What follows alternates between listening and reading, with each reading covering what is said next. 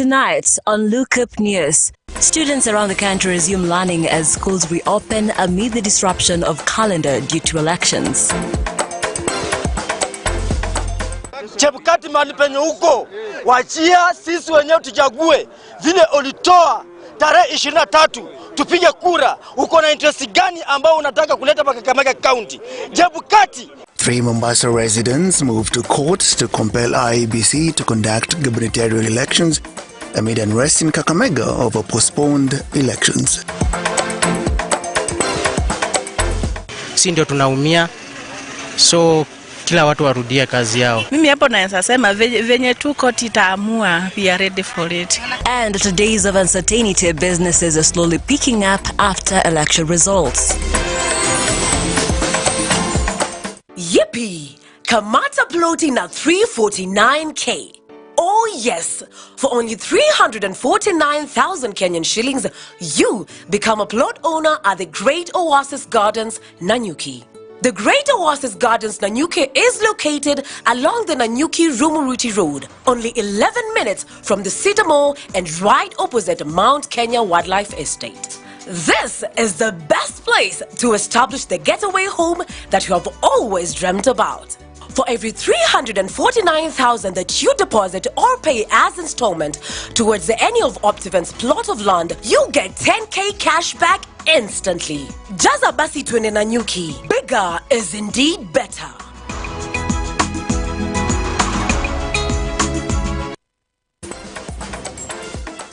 Schools around the country have officially been reopened today after 2 weeks closure to make way for the general elections. Early this morning, students could be seen making their way to school, with teachers recording 50 to 90% attendance, as Ian Ketanji reports. After Education Cabinet Secretary Professor George Magoha's green light for schools to be reopened after the general elections, students across the country thronged bus stations, posing a major transport challenge. In Bungoma County, many students accompanied by their parents remained stranded due to the shortage of public transport. Jinsi mnavyoona shule linafunguliwa leo, kuna uhaba wa magari. Tumekaa hapa muda mrefu, magari hazikuji, nauli imepanda. Sasa unaona watoto inafaa ingie shule saa 8, waanze mtihani saa 10. Inakaa watakaa hapa watatoka hata hiyo saa 8. Sasa tunatarajia tushughulikiwe ili watoto wafike shule kwa wakati mzuri. This comes even as Professor Magoha has assured parents and students that there will be no more inconveniences in regards to schools being closed due to elections. We have had the pronouncement by Mr. Chebukati. I engaged him yesterday, and we are continuing to work together with the IEBC as far as the by-elections are concerned. Whatever is going to happen, we'll take the safety of our children first. So there should be no worry that when there's a by-election here and there, that the children are going to be scattered. We shall not allow our children to be scattered for a day or two. Since the teachers are there and everybody, and we have enough security, anything can happen when the children are safely in school, and so on and so forth. Kenya Parents Association Chairperson Nicholas Mayo has urged the government to find alternatives to ensure the schools are not used as polling stations during future elections, as parents in Naivasha question the rationale to have schools host polling stations, noting the government should use other institutions like churches and public halls to conduct the elections. Sisi tukiwa chama cha wazazi, tungependelea kusema kwamba wakati unatembea kupiga kura, utakuta kwamba inahitaji tu darasa moja ama mbili ili zoezi likamilike. Mbona kuna mashule ama kuna colleges ambazo ziko hapo karibu na asitumiki? Sisi propose kwamba ni vizuri waachilie primary schools, especially na secondary schools, na waanze kutumia zile colleges ziko hapo karibu. In Uli Boys School in Nairobi, the numbers remained low, with expectations of more students to report tomorrow. As far as the turnout is concerned, it's a bit low because less than half turned up today. We have a population of around 290, so I have around 111. So they are the ones that came back today. I tend to think they just want to extend the holiday. Maybe to them it was a holiday, and maybe I know majority of them will be back on Monday. The number of students reporting back to school varied from one school to the other, and at Jamhuri Primary School here in Kibra, the turnout was at 95%. We want to thank God that we are back in school. All the teachers are back and have gone around all the classes, and we have almost 95% of the students back. I've tried to find out from other children where the others. Some are saying they had gone to their rural home. And I want to believe by tomorrow or latest by Monday will be full house. Learning has started. The teachers are very busy in their classes and everything is moving on smoothly. Just a day after Education Cabinet Secretary Professor George Magoha ordered students to go back to school, the situation here in Nairobi varies from school to school. In Jamhuri Primary, the number of students reporting is estimated to be at 90%, while at Hoodley High School, the situation is different with only 40% of the students reporting. It is the prayer of the school principal that the parents will release their students to go back to school. Ian Keitani, Lookuptv, Nairobi. President-elect Dr. William Ruto today held talks with a congressional delegation from the United States led by Delaware Senator Chris Andrew Coons in the company of U.S. Ambassador to Kenya Meg Whitman at his current office. The high-profile meeting discussed the just concluded elections in the country and areas of cooperation between Kenya and the United States. And also welcome to Kenya, welcome to America. There was a time we were to meet, but it didn't work out. Let us with the observation of our elections, the government and the people of Kenya, and for the great partnership, for cooperation or partnership, for the deputy who was running mate in this election, our former deputy speaker and a member of my team. Musalia Mudavadi here is our former vice president and a member of his team. That means welcome. Yes. This is my understanding. I am Senator Coons from Delaware. I'm the chairman of the committee that funds all of our foreign assistance on our State Department and on the Foreign Relations Committee. I'm grateful that President Biden has entrusted her to be our ambassador to such an important strategic partner. A nation that has much to teach us.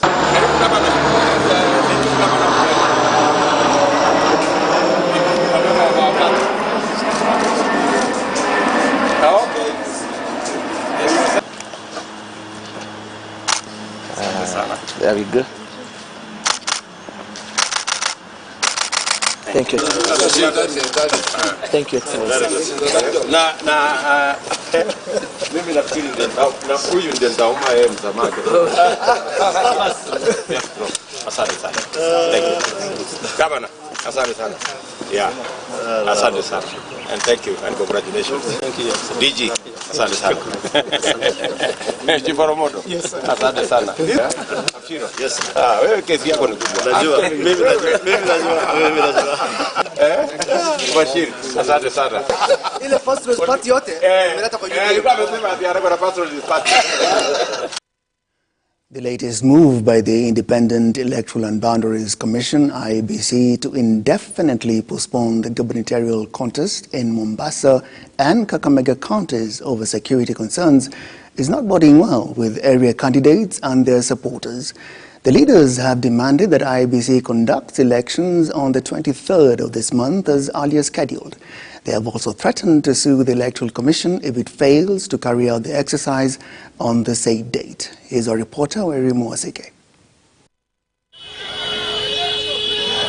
Gubernatorial candidate from Kakamega County, Fernandez Baraza, has condemned the move by the IEBC chair Wafula Chebukati on the postponement of the gubernatorial elections to a later date. While speaking to the media, Fernandez has highlighted that he will go to court to file a case against IEBC. Sisi tunataka county returning officer.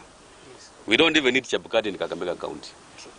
Kwa sababu mwenye anasimamia uchaguzi Kakamega County sio Chebukati. Ni county returning officer. Na ametuelezea ya kwamba kila kitu iko tayari. Ballot papers zishakuwa printed. Aende tena ku recruit returning officers. He's not going to recruit presiding officers. Na clerks wako hapa. So county returning officer yeye ako tayari to conduct elections in Kakamega. Interference ambayo hatutaki ni ya Chebukati. Meanwhile, Fernandez Baraza's supporters in Kakamega County have had peaceful demonstrations against the postponement of the gubernatorial elections. On the other hand, gubernatorial candidate Cleophas Malala has supported IEBC's postponement and has urged his supporters to be patient till the IEBC gives a date on the election. IEBC is not supposed to be intimidated by anybody. IEBC is not supposed to be given direction by external people, and therefore its independence is mandatory in any election. And yesterday we were also told that IEBC staff are being intimidated. One of them was found dead, and as a Kenyan citizen, I empathize with IEBC at this difficult moment. So I would like to call upon the people of Kakamega to exercise utmost patience during this difficult moment and give IEBC time. While speaking to the media, Mombasa gubernatorial candidate Nasir Abdul Swamad Sherif has condemned Chebukati's move to postpone the elections indefinitely, terming it as unconstitutional. Unajua tunawaambia wanaweza kuchelewesha, lakini kuzuia hawezi kuzuia. Sisi tuko tayari na tumeenda mahakama, tunataka kuambiwa ya kwa hata kama ni kesho watu wajitokeze kwenda kupiga kura. Let's remain calm. We have finished the national elections. We already know the winner. In the next 2 to 3 weeks, inshallah, by God's grace, we'll have a new president. The conversation now shifts to Mombasa. Tulete ukombozi hapa sasa. Wairi Mwasike, Lookuptv. Normalcy is slowly returning in the country days after the election results were announced. And as Charlene Mwende reports, business in Nairobi is picking up days after uncertainty awaiting the presidential rulers. It is almost business as usual in Kawangware Market in Nairobi. But just how was the situation prior to the completion of the general elections? Before elections busy ilikuwa poa kwa sababu watu kulikuwa na hiyo kutumia pesa. Watu walikuwa wanatumia pesa kabisa. Tulikuwa tunauza sana. Although before some few days before elections tulikuwa na hii impulse buying ya food hivi. Watu wakanunua vitu kama hizi kama nguo hivi. Biashara hapo mbeleni ilikuwa na wasiwasi juu watu kukuwa tunajua kutaenda aje. Biz kulikuwa tuna tension cause unaona sasa kama watu wote walikuwa wamegawanyika mara mbili cause hata hapa kwenye tuko unasikia watu wengine wakisema ni Waazimio, wengine ni wa UDA. So kulikuwa na tension kiasi. Customers walikuwa wengi cause watu walikuwa wananunua kama December juu watu walikuwa wanadhani kutaharibika after elections. About a week after the elections, businesses are yet to return to their peak, and according to many business persons in Kawangware Market, Kenyans are still shaking off the political tension. Sai busy kwa chini. Watu hata wanunui, wengine ni kama walienda Ocha, naona hata hapa kuna watu wenye wanapita hapa. So kibiashara tuko chini. Election imekuwa na tension kiasi. Though biashara haijarudi sana. Hapo nyuma ilikuwa inaenda vizuri, but kwa sasa haijakuwa kama hapo awali cause watu hawajakuwa na amani bado, wanangali na uoga. Hata masupply wanakuwa na uoga kuleta vitu, wanajua wakikuja huku ni kutakuwa na shida. Sasa hakuna kazi cause hata kwenye tunaendeanga vitu zingine tunaendeanga Busia, zingine zinakuja kutoka TZ. Sasa hakuna cause magari bado wanaogopa juu hawajui venye kutakuwa, lakini amani iko. Moving forward, Kenyans remain optimistic that the existing calmness will be propagated even with the ongoing IEBC tussle. Tumejua Ruto alipita na si tumekubali tuendelee na biashara. Kiongozi mwenye amechaguliwa kutuongoza sisi ako sawa, ni chaguo la watu. Hatuna bodi ila tu kukubali na huyo ndiye kiongozi wetu. Watu warudi kazi, wafanye kazi, tushirikiane. Kozi huwa watu wakianza huko jua hakuna kitu wanakuja kusaidia sisi huko mashinani. Si ndio tunaumia. So kila watu warudia kazi yao. Just 9 days post-election, business persons here in Kawangware Market in Nairobi can only hope that their businesses will soon resume 100% normalcy, even as they hope that the current political situation will not affect their businesses negatively. Charlene Mwende, Lookuptv, Nairobi. You're watching Lookuptv. We'll come back with more after this short break.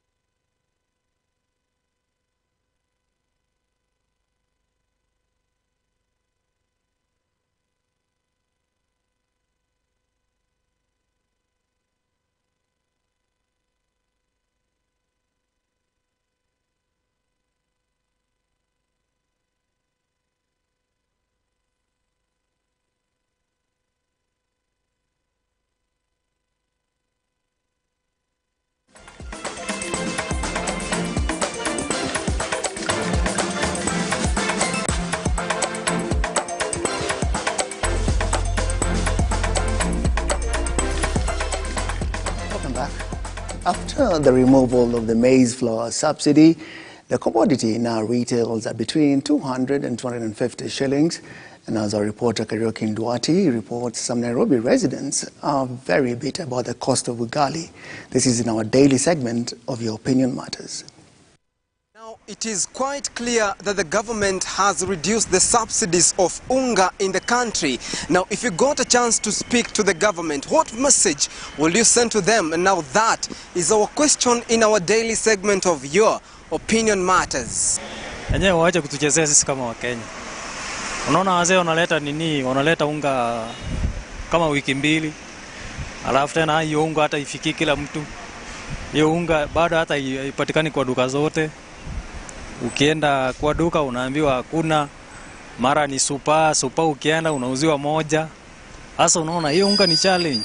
So kama ilikuwa inatuchezea azin scam ya kutufumba macho tuwapigie kura, hiyo nao si poa. ni vizuri kuambia watu ukweli. We as the common man, we are really suffering in this country, especially the normal commodities. We don't have unga, and the government is doing nothing. They told us they were going to give us the unga for 100. After 2 weeks, we don't get anything. Now the 210, the 20 also is not there. So we don't know what the government is after. We are really suffering. So we are telling the incoming government to be very cautious about some statements, because there is no unga so far. When you go to the supermarkets, you cannot find unga for 100 shillings. So this was a political unga for 100 shillings. And now that the politics is over, I think Kenyans are forced to buy unga at 250, even it is not there to be bought at that price. To me, I think ilikuwa ni campaign strategy, I would say, because me mwenyewe personally, me by this kupatanga hiyo ya 100, you know, nimekuwa tu nilinunuanga hiyo ya 220. So to me, I think it was just a strategy for campaign.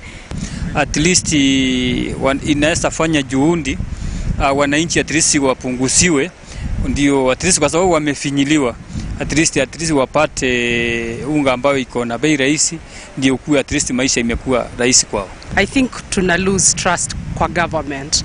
They never keep their words. So kwa mtu wa chini anaumia sana. Reduce bei. Waache tu kuangalia watu wa juu, waangalie pia watu wa chini. And indeed, your opinion matters. Those are just but some of the opinions of Nairobi County residents. Kariuki Ndwati, Lookuptv. Days after Senator Susan Kihika was declared Nakuru governor-elect, matatu operators in the county have embarked on a plot to return their operations to the central business district. The operations had been ejected by Governor Lee Kinyanjui's administration in 2020 to address serious congestion. Edwin John Mukona reports on this and other stories in our county roundup. Operators from Nakuru County have held a meeting planning their return to the city centre after the win of Susan Kihika as governor-elect.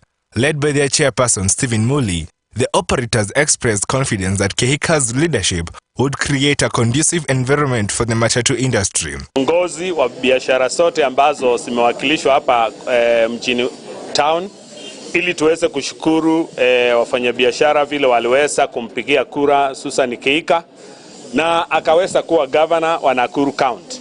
Kwa hivyo sasa tutaanza kazi, na ile kazi ambayo tutaanza ni kuweza kufanyia watu wetu wakaaji wa Nakuru County, tuweze kuwafanyia kazi ili waweze kuona huo uongozi ulikuwa uongozi ambao ni kuwasaidia. During her campaigns, Kihika capitalized on their wrongful eviction, promising that the operators she would facilitate their return to the old bus terminal within the town center if elected. Majina yangu naitwa Anje here. Tumemshika mkono na watu wengi ambao wamejitokeza kama wana biashara kuweza kusupport ambao walikuwa wamesimama na UDA. Lakini tunashukuru kwa sababu wote wameweza kushika viti zao, na sasa tutaendelesha Nakuru yetu na biashara zetu zitarudi. Elsewhere, it's a reprieve for farmers from Mount Elgon after GPC fertilizer manufacturer sold them fertilizer at 254 shillings. The farmers will get the affordable fertilizers in the National Cereals and Saving Board centers all over the country. Farmers have been urged to return to farming so as to ensure the country has food security. Majina yangu ni Linet Kipsirat kutoka Kaptama. Tunafuraha sana sababu ni msimu ya kupanda mboga, maragwe. Sasa tunafuraha sana. Kutarajia tuliitwa kwamba kuna mafundisho ya kukusa kahawa na organic fertilizer, na tumeshuhudia, so tunafuraha sana GPC kwa kutuelimisha na kutupea ujuzi mpya ya kukusa chakula. Elsewhere, boda operators in Embu County have been urged to reduce the use of moguka stimulants and other drugs while doing their businesses. Speaking during an advocacy campaign forum by University of Embu students against the moguka use among boda operators, stakeholders observed that there was an increase in moguka use that had significant effect on the sector. With bodies such as NACADA, which is a government institution, with NACADA and various other bodies and the public-private partnership. Tunaona that the fight against drugs is at the forefront. Edwin John Mokora, Lookuptv.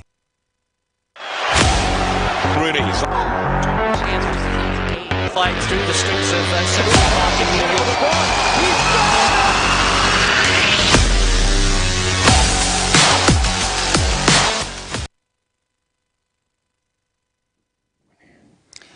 In the sport today, Angela Okutoi continues to make her mark, becoming the first ever to win the LG Sports Journalist Association of Kenya Personality of the Month Award. Okutoi faced stiff competition from Commonwealth 100-meter champion Ferdinando Munyala, double world champion Faith Kipyegon, and 800-meter winner Emmanuel Korir to emerge the best. Okutoi was gifted a trophy engraved in her name, an LG Nano Cell TV set worth $120,000. The tennis sensation, who became the first Kenyan to win a Grand Slam title, will set her eyes now on the Grand Slam series at the US Open, slated for the 29th of August to 11th September in New York.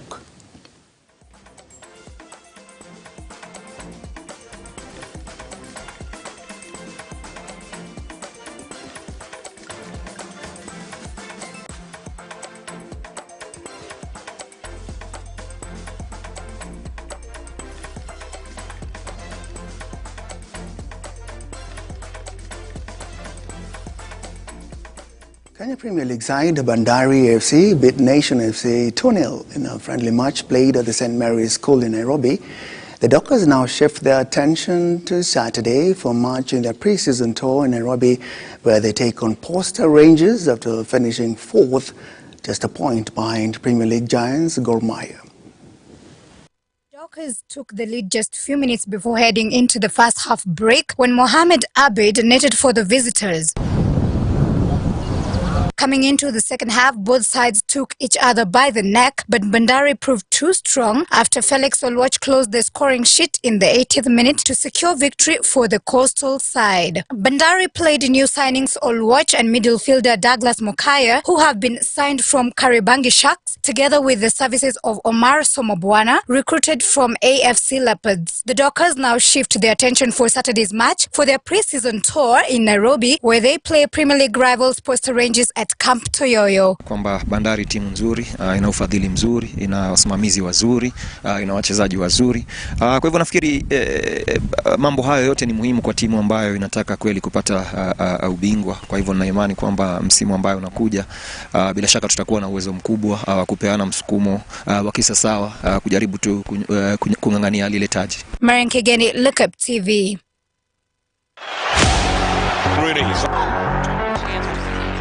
Fights through the streets of Central Park in New York.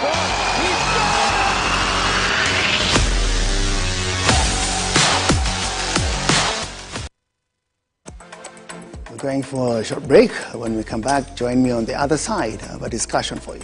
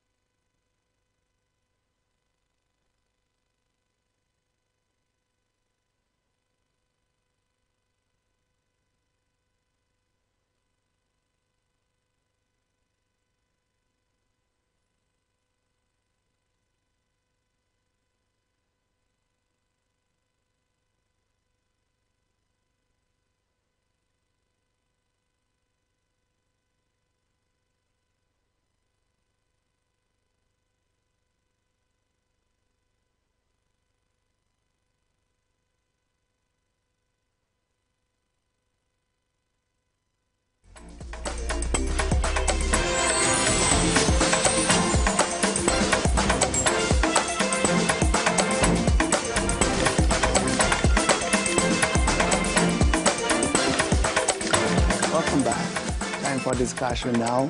It's just about elections. Let's see if we can make progress tonight. I'm happy to be joined by Shadrach Omboi. Shadrach, you're an advocate of the High Court. This is now revolving around advocates and judges and the High Court, and yet we voted. Wasn't that enough? Well, Louis, thank you for having me, and good evening to our viewers and listeners at home. I mean, we chose to ourselves a constitutional democracy so that it is not just enough that we voted. In the constitutional design, we have even courts, so that courts are sometimes invited to question whether what we think we did was right or wrong. So really it is part of the democratic process to verify whether the declaration that was made by Chair Chebukati, Wafula Wanyonyi, Wafula, is proper in law. So it is just but a process. You just need to trust the process. And in the fullness of time, we hope against hope that we will have a president who will take over, the powers and the instruments of power from President Uhuru Muigai Kenyatta. This patience is a bit stretched now because we were under the understanding, take your vote, go and do right by your country, and it will be enough. And here we are looking at another month or even more of politicking again. Yes. You see, Louis, it is important that sometimes we remind Kenyans of what they did on the 27th day of August 2010. They passed to themselves a constitution. So the constitutional, when you read keenly, the spirit and the letter of the constitution is that even after the declaration of the president, one has 7 days to either complain to the Supreme Court if at all there is any query that he wishes to raise. So thereafter, after a challenge has been posed to the Supreme Court within the 7 days, the Supreme Court then has 14 days to listen, at some of the questions that will be raised before it, and then make a determination within 14 days. Then if the Supreme Court makes the determination that, we do not find any merit in the petition that has been filed before us, challenging the declaration by the IEBC chair of the presidential elections, then within 7 days you will have a swearing in of the next president. Now, if the court finds that there is merit into the petition, as the court did in the year 2017, then the IEBC will have to redo the election within 60 days. But now you need also to understand that there is also a chance that a petition might not be filed within the 7 days that have been stipulated in law. So that if the petition is not filed within the 7 days, then the law requires that within the 14th day or within 14 days after the declaration by the IEBC chair has been made, then the assumption of the president's office committee or the committee itself that sets to stage or rather prepares for the assumption of a new president to come to the office, they will do their role or their responsibility. The Chief Justice or the Deputy, the Registrar of the Judiciary will swear in the president, and then we'll move on. But now we cannot move on until some of these queries have been settled. Remember, it is also a question of legitimacy. You want to be assured that if you have lost fairly. And if you have won, you also want the surety that your win is proper. In any event, it was not challenged, or if it was challenged, then the courts threw it out.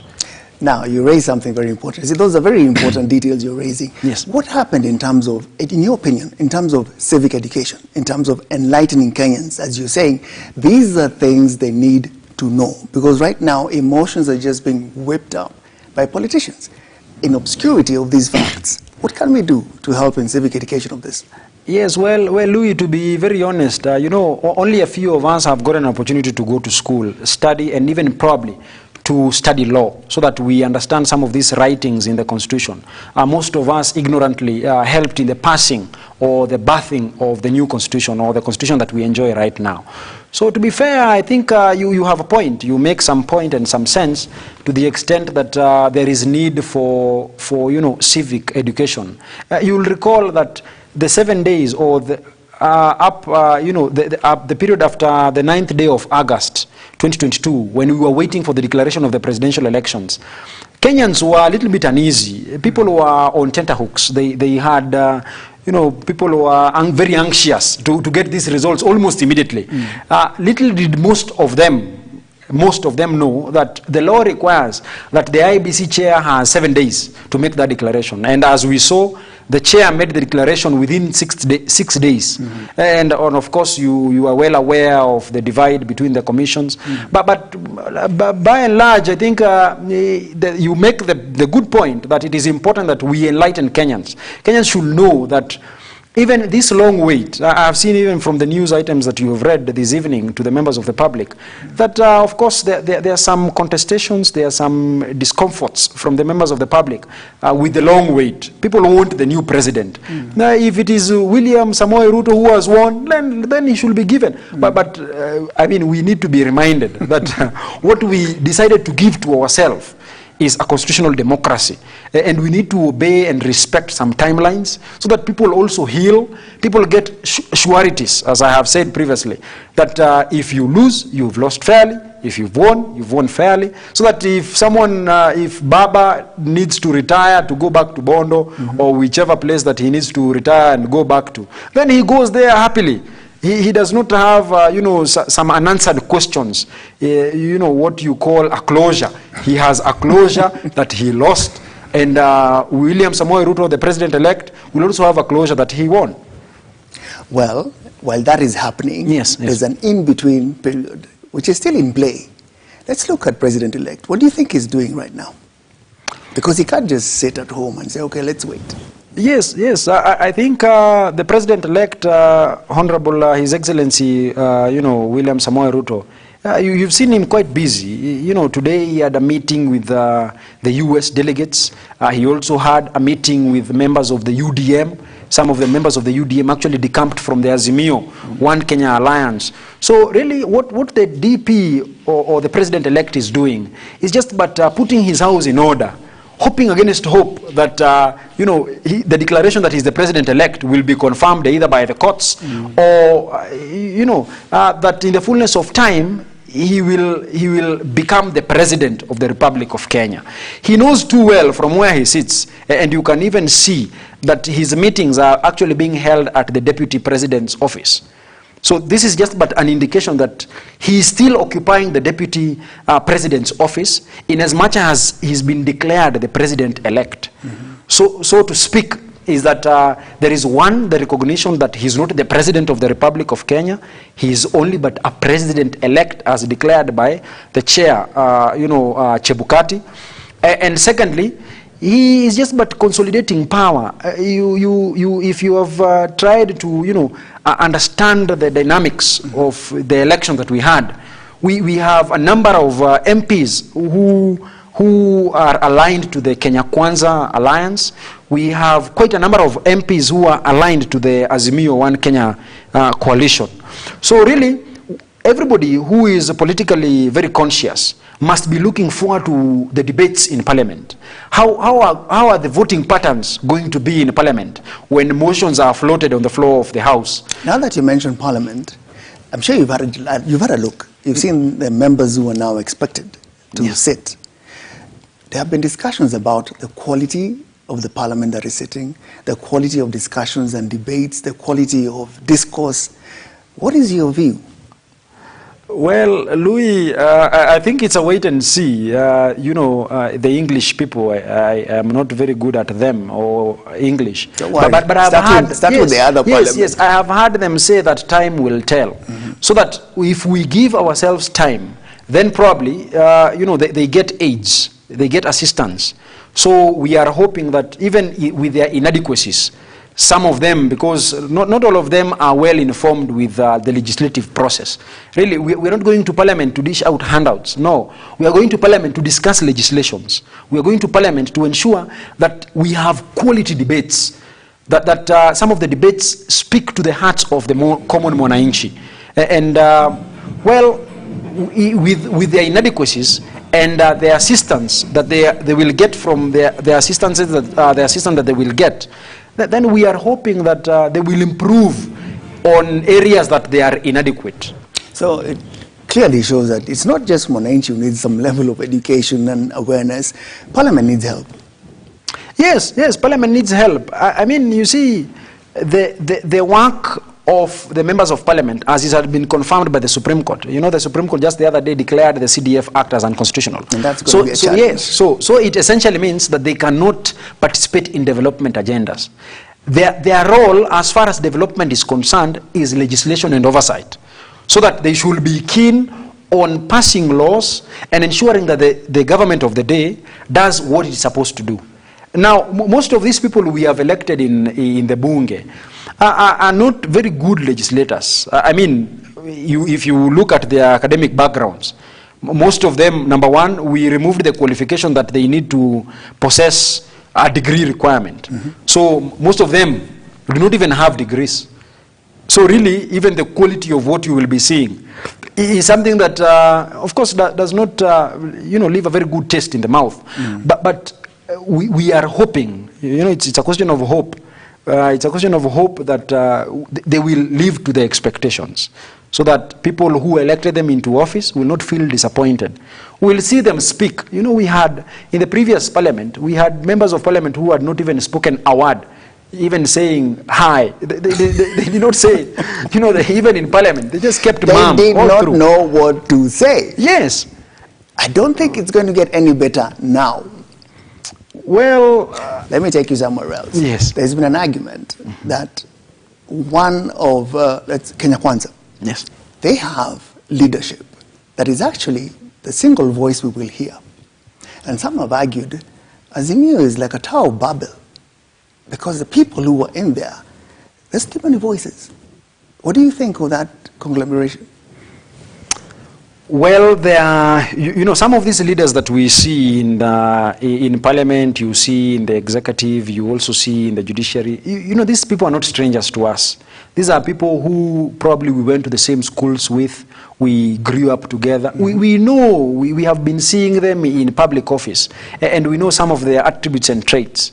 So really, when you hear that, when you look at, the composition of the Azimio One Kenya Alliance, and you also look at the composition of the Kenya Kwanza, your conclusions might not be very far from the truth, because some of your conclusions might actually be informed by the interactions that you have had, the history that these people have had in the Kenyan, governance.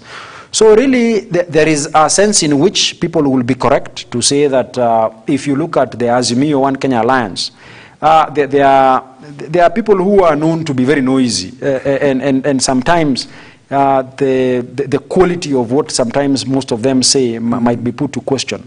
But be that as it may, there is also a sense in which when you look at Kenya, the Azimio One Kenya Alliance, there are senior councils there. We have, senior counsel Martha Karua, we have senior counsel Kalonzo Musyoka Daktari. Yes, and a number of lawyers who are there, the Kajwangs. We have quite a number. And the hope that some of us might have is, when some of these people interact with some of these senior lawyers or some of these educated individuals, then they might borrow a leaf or two. And they might be polished in the long run, because the interaction is quite very important. That's a professional hope. Yes, even and professionals are not the majority of voters. How will they relate to voters? Voters don't know about a senior council. They know this is a leader, and they probably are not comfortable with that kind of partnership. They're thinking everybody here has a voice. Yes, the inference I make on the interactions is the interaction between the leaders. So that we acknowledge. Now, there has been jurisprudence in this country that we have removed academic qualifications from some of our leaders. I mean that we are in agreement to that extent. Then we acknowledge that when you look at the composition of Azimio and even Kenya Kwanza, we have, to a larger extent, we have a portion of individuals who are well educated. And then we have another portion that is not well educated or well informed, but probably they were even more popular than you and I on the ground. With a high synergy. Yes, at least the numbers tell us that they were more popular. So the hope or the liking I'm making comparison to is that some of these leaders who are inadequate on some areas, with their interaction with the leaders who have at least some sufficient educational background in probably legislation and other things, then we are hoping that they are going to be influenced properly so that they can represent their people well. So the interaction between the leaders is what I am hoping is going to at least help the Mwananchi moving forward, because the laws that we have do not allow them to only have among the people they are choosing people who are well educated. So they choose from every hoi polloi, everybody, the basket where they have to choose their leaders from is just full of all individuals. Even on the other side, the Kenya Kwanza, we have the Professor Kindikis, we have quite a number of even Dr. Ndis on that other side. So we are hoping that they are going to learn some few things about economy, some few things about legislations here and there, and from that interaction, then they can help their people. We are also hoping that they will also take this time, because they have 5 years, to return back to school. There are professional courses that people can take so that they can grow. No, that is a hope beyond. Nobody is going back to school. These people are in government, they are leading. That one I will refuse. But I will hope that they will invite you to speak to them and say this to them, because it will help them. Tell me about civil servants. They've been missing. People have not been able to get services. People have not been able to even renew passports, get identification, because these people are missing. They've been called upon to remain professional. You see this happening? Well, I think the reason why some of these professionals have been missing in the picture or in the limelight or at their places of work is largely due to their involvement in politics. Remember, there was some discomfort from the Kenya Kwanza coalition that some of the public officers, you mentioned chiefs, you mentioned DOs, you mentioned even the cabinet secretaries, were actively involved in the politics that have led to the president-elect and some of these individuals having been elected in office. And yesterday I recall I heard the president-elect, Dr. William Samoei Ruto, making mention that some people who are involved, or these public officers or civil servants that were involved during that political season in politics, should get the assurance that their jobs are safeguarded. And secondly, there was a warning that moving forward they should not participate in active politics. I think that call is a good call. So there's a stick and a carrot. Yes. So that if you interrogate the Public Officers Ethics Act, there is a decree in law that requires public officers to exercise some level of neutrality in the politics, so that one would wonder or ask himself, now where is Dr. Matiang'i? I mean, where is Fred Matiang'i as we speak? He's been mum all through, even with the meetings of these high-level officers in charge of security of this country. He was MIA. He was missing in action.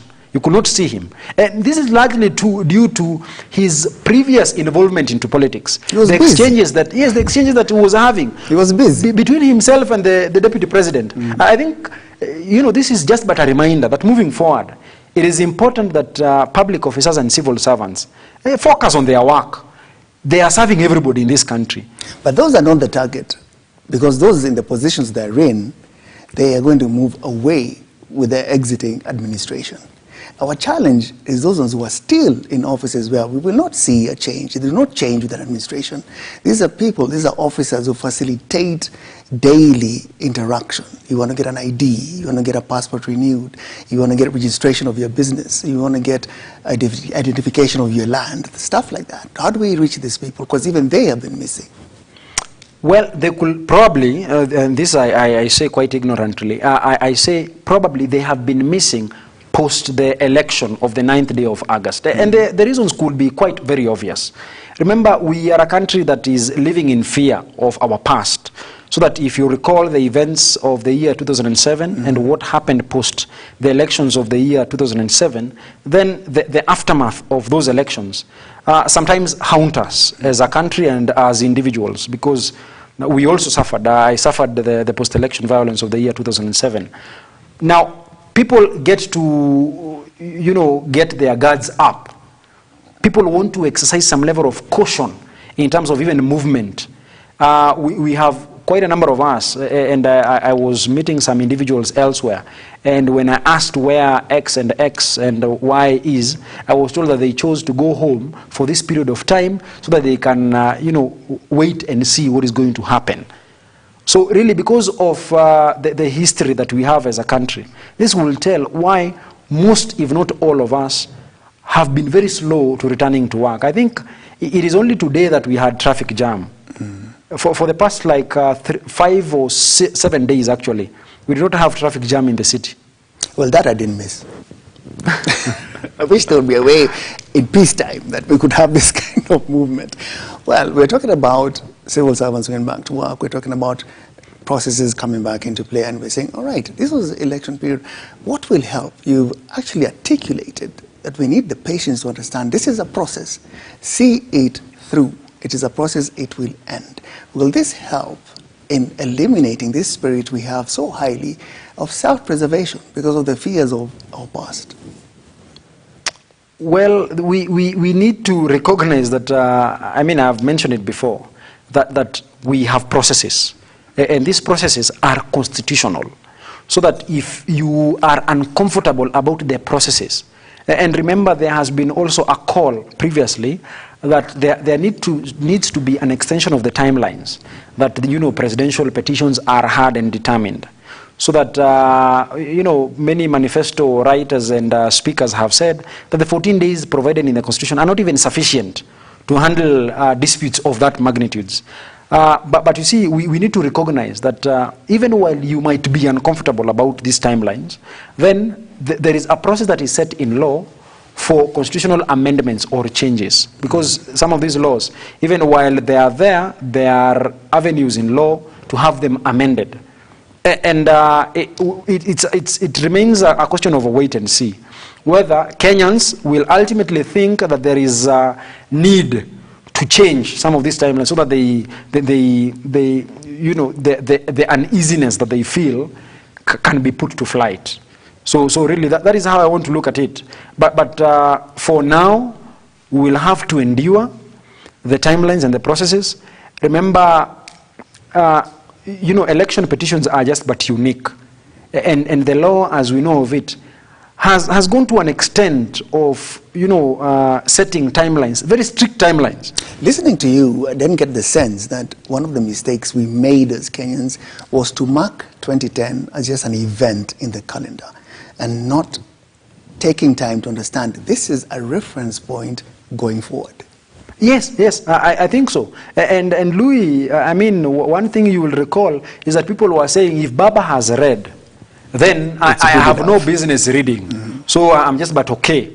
And we had also some people, and remember even the deputy president then led the campaign, the no campaign. He was anti the constitution that we have right now.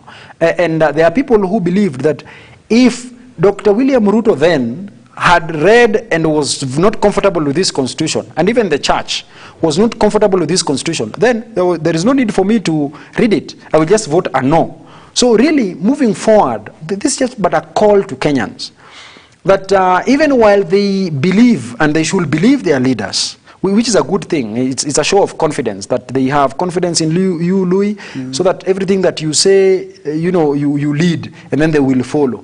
But moving forward, it is important, just like some, there has been reference to the Bible of people who, even after they have been read the Bible, they want also to read the Bible so that they can also understand whether what has been read is indeed what is written. So moving forward, it is important that Kenyans understand that when we are passing laws, when we are debating laws in Parliament, because currently there is Article 10 of the Kenyan Constitution requires that there is public participation. So even Mwananchi, in as much as we have delegated our sovereignty to the Parliament, the judiciary and the executive, we are called also upon to participate meaningfully in the process that leads to the formation of laws and the passing of policies. So we need to first read and understand. Shadrach, what would you say in closing, now that people are understanding and listening to you and saying process is important, but in your closing remarks, what would you tell Kenyans? Well, my call to Kenyans will be, one, we need to first exercise some level of patience. The process that we are seeing right now which will lead to the confirmation of the president-elect to a president or another election if the court so finds fit. It's a constitutional process. We need to be very patient. Let us be patient and promote and be champions of peace. I think that is as much I can say this evening. Thank you. I will definitely be talking to you some more. I know that we have another continuity coming up or not. We'll need to discuss it. Thank you for coming, Shadrach. Awesome. Thank you for watching Look Up TV. Have a good night.